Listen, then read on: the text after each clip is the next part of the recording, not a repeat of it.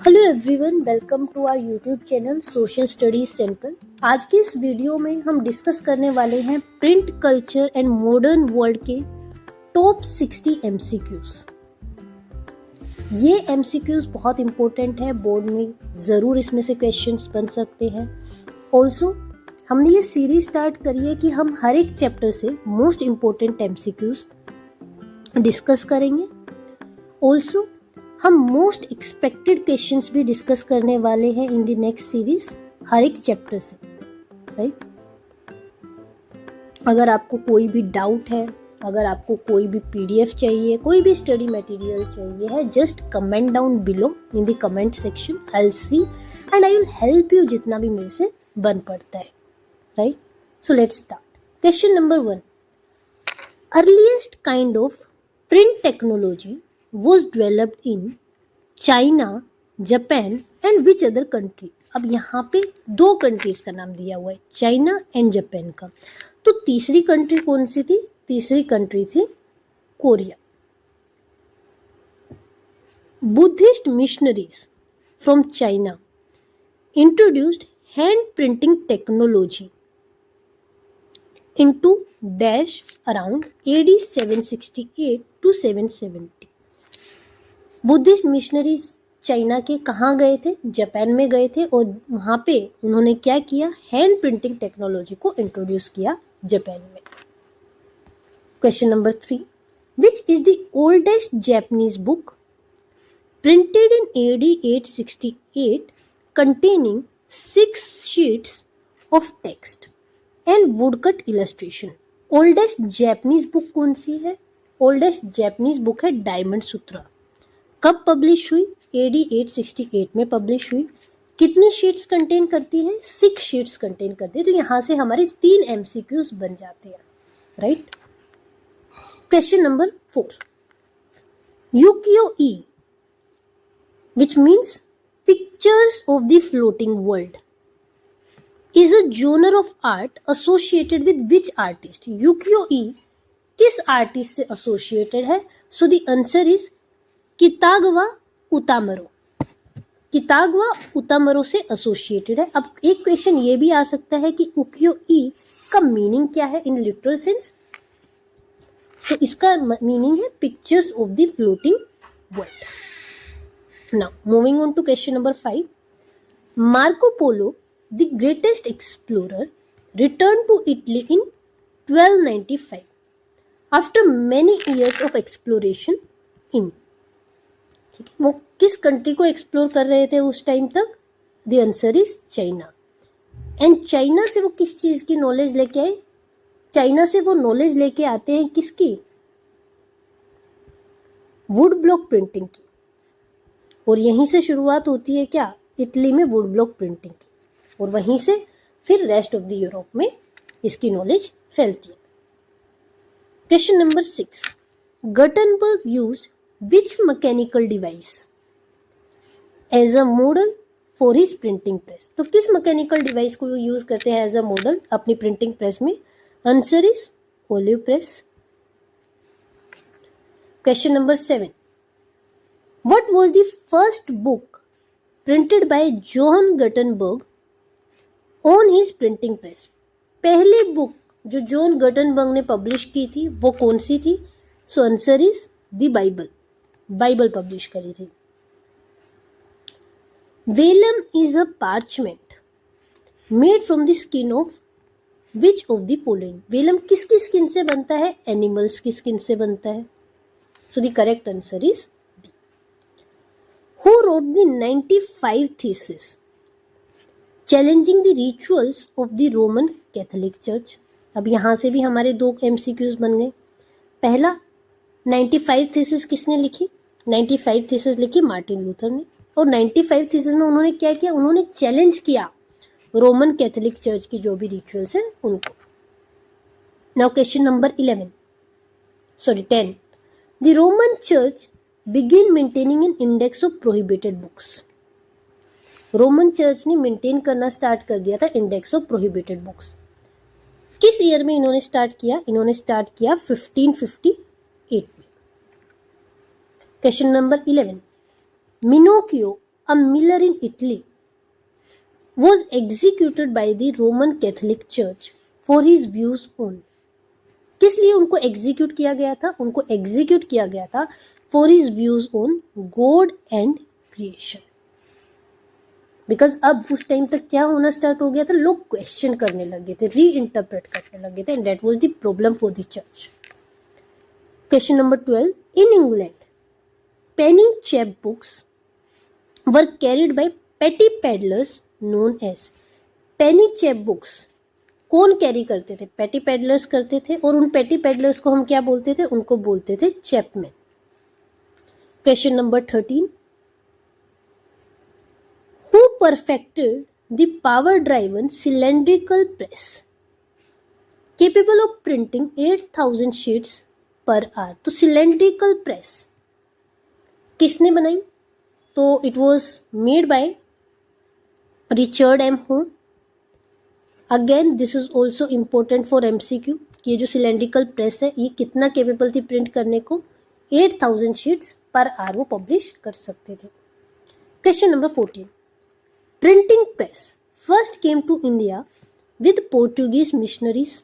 बिल्कुल, इंडिया में जो प्रिंटिंग प्रेस है पहली बार कौन लेके आए थे? पोर्टुगीज मिशनरीज लेके आए थे in the mid 16th century. किस प्लेस में आई थी? गोवा में आई थी। So the answer is A, Goa. 15th, in which year was the first Tamil book printed by Catholic press in Kochi? Again this is important. किस ईयर में किया गया? In the year 1579। तो पहली तमिल बुक पब्लिश किसने करी थी? कैथोलिक प्रेस ने की थी। और कहाँ करी थी? कोची में करी थी। किस ईयर में की थी? 1579 में करी थी। From 1780 James Augustus Hicky began to edit dash a weekly magazine. तो किसके एडिटर थे James Augustus Hicky? Answer is Bengal Gazette. अब क्वेश्चन ये भी आ सकता है कि बंगाल गैजेट कैसी मैगजीन है? वीकली मैगजीन है, डेली मैगजीन है, मंथली मैगजीन है, एनुअल मैगजीन है? So the answer is it is a weekly magazine. Question number 17, Raja Ram Mohan Roy published संबंध कुमुदी। संबंध कुमुदी पब्लिश करा, किसने करा? राजा राम मोहन रॉय ने। From 1821 to spread his ideas on. इनके आइडियाज किस पे बेस्ड थे? सोशल रिफॉर्म्स पे बेस्ड थे, जैसे abolition of sati, right.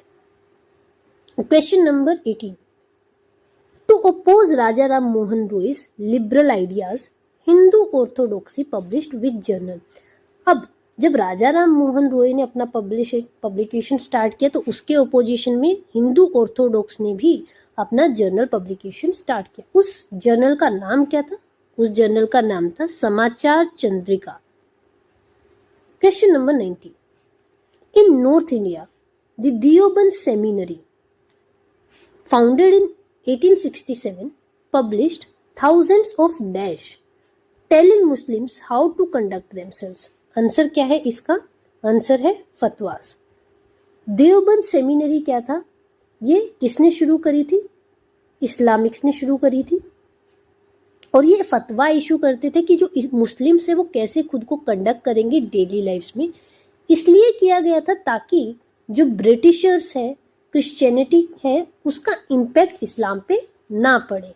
Because तब तक क्या होने लगा था, जो इस्लामिक रूलर्स हैं वो अपनी पावर मेंटेन नहीं कर पा रहे थे, right. Now question number 20, which of the following became the most important publisher of religious text in Lucknow? कौन सा इंपॉर्टेंट पब्लिशर था रिलीजियस टेक्स्ट का जो लखनऊ में बेस्ड था? Answer is Naval Kishore press. Question number 21, who wrote the first full length autobiography in Bengali? Amar Jiban. Amar जीवन क्या है? अमर जीवन एक ऑटोबायोग्राफी है। किस लैंग्वेज में लिखी गई है? This is also very important, it is written in Bengali. किसने लिखी है इज द क्वेश्चन। तो राश सुंदरी देवी ने लिखी है। Question number 22, Jyotiba Phule Maratha social reformer है। wrote about the injustices of the caste system in his book. Jyotiba Phule ने जो बुक लिखी है उसका नाम क्या है? उसका नाम है गुलामगिरी। इन्होंने कास्ट सिस्टम की बात इसमें करी है।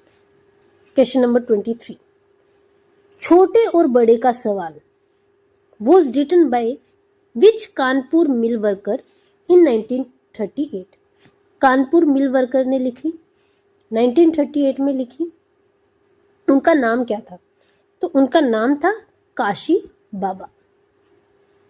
Moving on to question number 4, the vernacular press act was passed by British government in which year? Vernacular press act किस ईयर में पास हुआ? The answer is 1878. Question number 25, Bal Gangadhar Tilak wrote about Punjab revolutionaries in which of his newspaper? तो बाल गंगाधर तिलक किस newspaper से associated थे? He was associated with Kesari. Question number 26, what is the art of beautiful and stylized writing called?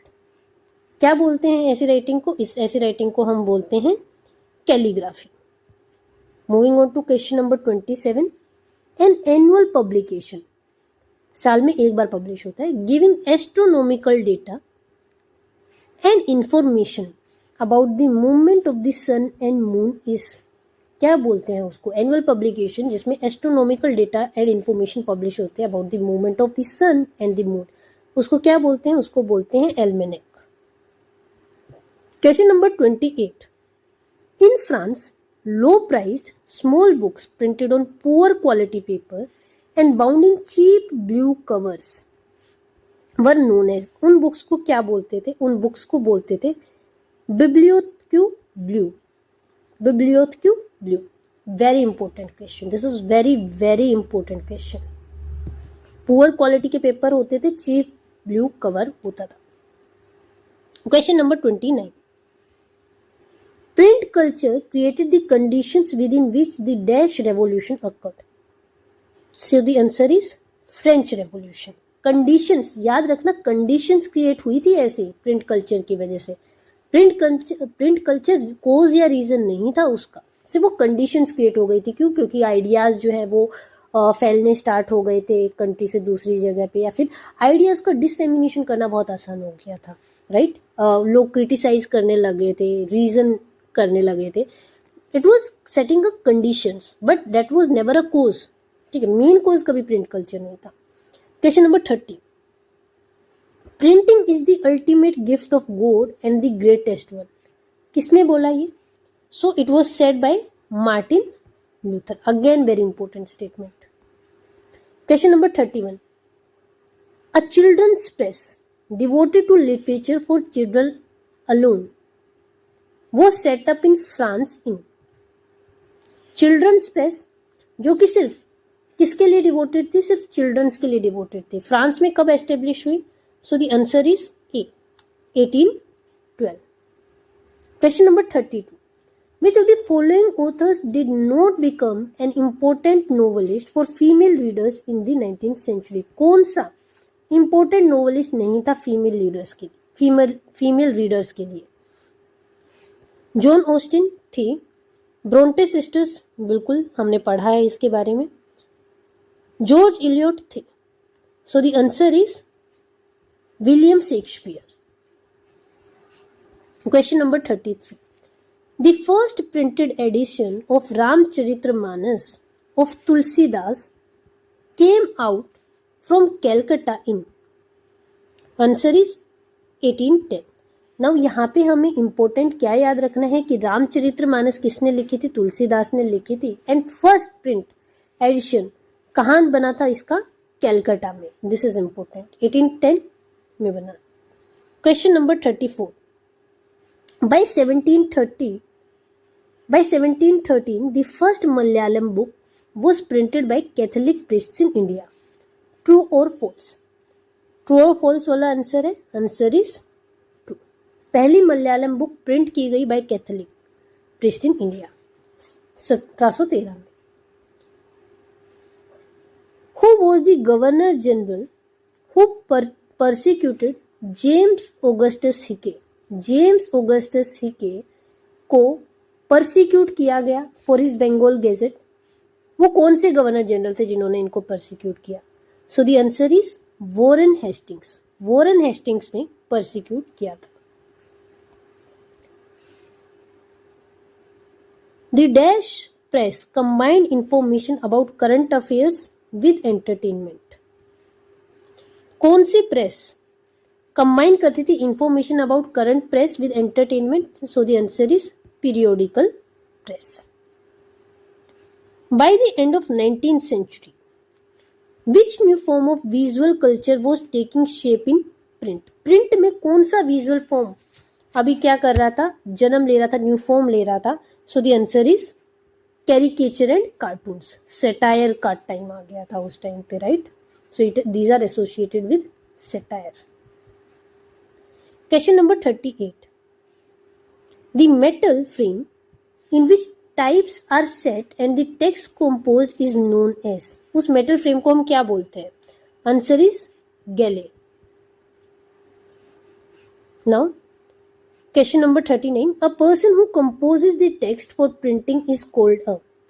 वो person जो compose करता है text को फॉर प्रिंटिंग, उसको हम क्या बोलते हैं? सो द आंसर इज कंपोजिटर। उसको कंपोजिटर बोला जाता है। क्वेश्चन नंबर 40, इन पंजाब राम चड्डा पब्लिश्ड स्त्री धर्म विचार टू टीच विमेन। क्या टीच करना चाहते थे वो विमेन को? ओबीडियंट वाइफ्स आप कैसे बन सकते हो, ये टीच करना चाहते थे। तो राम चड्डा ने कौन सी बुक लिखी? Stri Dharma Vichar, how to be good wives, obedient wives. 41, Kanpur mill worker Sudarshan चक्र